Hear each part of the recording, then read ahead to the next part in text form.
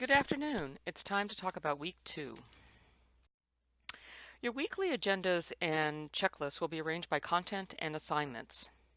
I recommend you review the assignments first and then review the content. This helps focus your reading. This week we start with the first chapter of our textbook, The Benefit and Manner of Asking the Right Questions.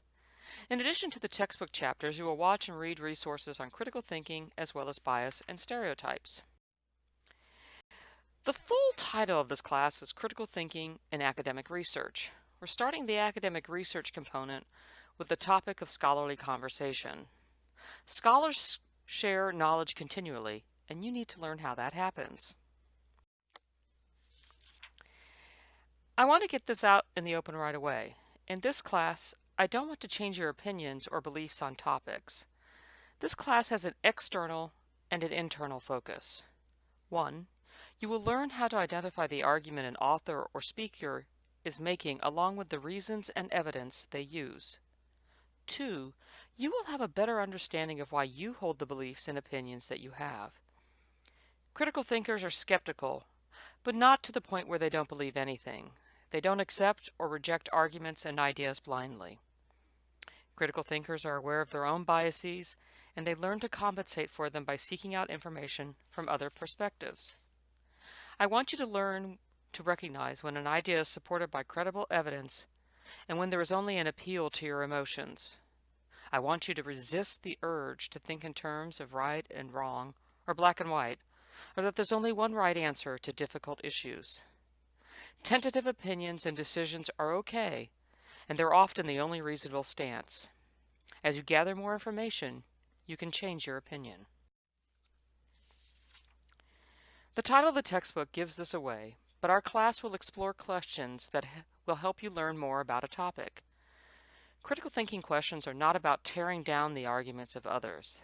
They're about moving conversations forward by knowing much more about what we do and don't know than when we began. Fair warning, however, that sometimes asking questions can annoy people. You want to ask in a way that is more, "Hey, tell me more about this," rather than, "Why did you do that?" You have 2 assignments this week. The first is the Week 2 assignment. This assignment is posted in the assignments area of D2L. You'll need to download and save the assignment with your responses and upload back to D2L. The assignment is worth 25 points.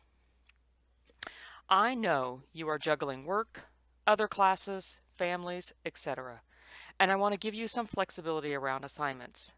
That's why you can submit up to 2 days late with 10% off each day.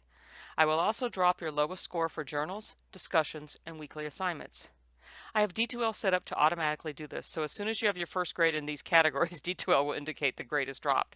As you get more grades in each category, the dropped grade will change. Essentially, this means you can skip an assignment in these categories. You know your own schedules and responsibilities better than I do. Use this option wisely. Your first journal post is due this week by Monday, January 28th.